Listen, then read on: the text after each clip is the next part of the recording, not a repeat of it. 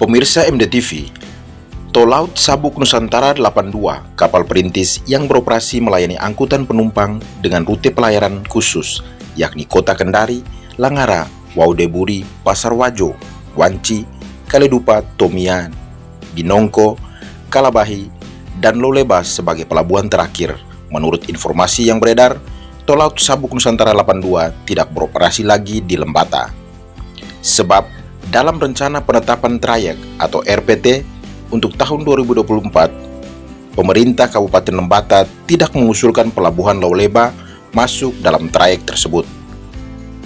Hal ini mendapat tanggapan dari keluarga besar Wakatobi Loleba yang kemudian mendatangi DPRD Kabupaten Lembata untuk menyampaikan hal ini. Sebab jika Sabuk Nusantara 82 tidak masuk Lembata, maka mereka adalah kelompok yang paling dirugikan.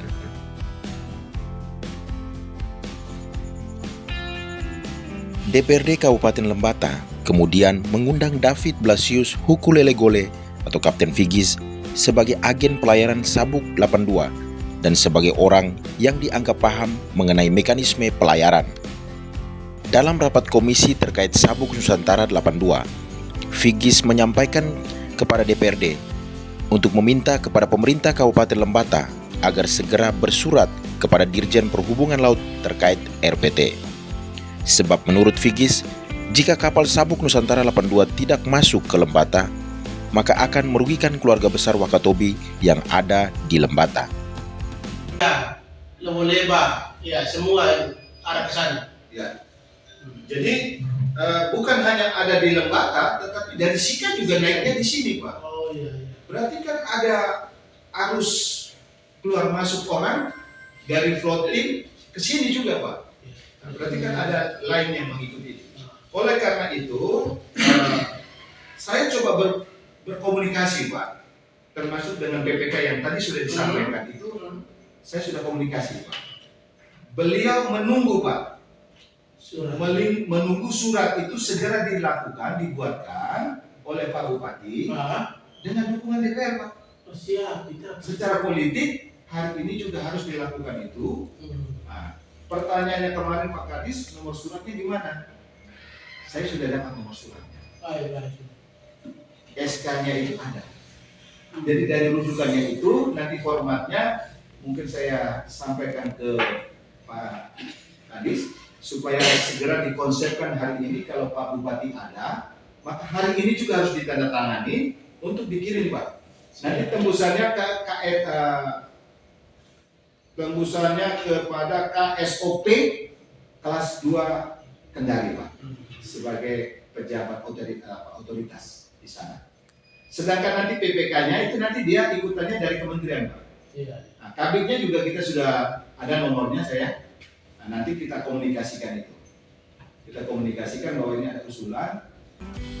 Ketua Komisi 2, Petrus Balawukak, mengatakan problem terbesar di pemerintah Kabupaten Lembata adalah Dinas Perhubungan Kabupaten Lembata memiliki kewenangan yang terbatas. Namun Petrus optimis masih ada peluang untuk diperbaikinya. Pelaku pelayan ini orang praktisi memang, jadi saya kira dia paham betul. Memang saya kira ini Pak Kadis ini kita saya lihat karena di perhubungan itu kan transisinya terlalu lama, PLT terlalu panjang, jadi untuk mengambil kebijakan strategis itu kita ilumi kita itu yang problem terbesar itu di situ. Kita tidak cepat punya kalis yang definitif. Akhirnya hal-hal yang sifatnya strategis saling menunggu, Pak. Karena kewenangan PLT ini kan terbatas, dia melakukan apa juga koordinasi dulu lagi. Ini yang kemudian kita kecolongan pada saat yang timing yang harus kita eksekusi sebuah kebijakan untuk misalnya tadi soal kapal ini, ya, kita kehilangan momentum. Tapi saya kira kita belum terlambat kan. Saya kira dari penjelasan Bapak saya nangkap bahwa ada peluang yang kita lakukan. Nanti saya kembalikan kepada Pak Kadis, tetapi menurut saya ada beberapa rekomendasi yang harus hari ini harus bergerak memang. PLT Kadis Perhubungan, Saleh Sadi, dalam rapat tersebut pun menjelaskan bahwa saat ini surat Kementerian Perhubungan telah disiapkan agar segera dikirim. Terima kasih Pak Vigis. Apa yang disampaikan Pak Vigis memang seperti itu. Kondisinya memang kita punya kesulitan di kami perhubungan di pemerintah seperti kemarin. keterbatasan anggaran sehingga kami tidak sempat mengikuti kegiatan itu. Itu yang pertama. Yang kedua, terkaitnya surat ini, kemarin kami sudah proses. Setelah dapat surat, saling koordinasi dan kami proses. Barusan saya cek lagi, suratnya ada perbaikan. Sehingga nanti kami sesuaikan.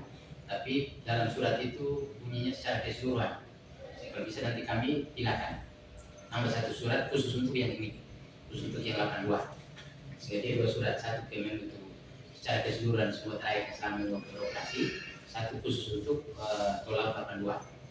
Hanya tol laut 82 yang kami belum proses. Karena apa yang kami pikir bahwa dari komponen dalam surat itu dia masuk dalam semua tol laut beroperasi, maka tetap beroperasi di tahun 2024. Nah, kalau memang hari ini kita direkomendasikan, akan kami sesuaikan lagi satu surat khusus untuk tol laut 82. Mungkin hanya itu yang kami sampaikan. Kita berharap dengan waktu sisa ini, pemerintah dapat bekerja maksimal sehingga urusan perekonomian yang menggunakan Sabuk Nusantara 82 tidak terhambat. Dari Lauleba, Antonius Marwatun, MDTV Lembata melaporkan.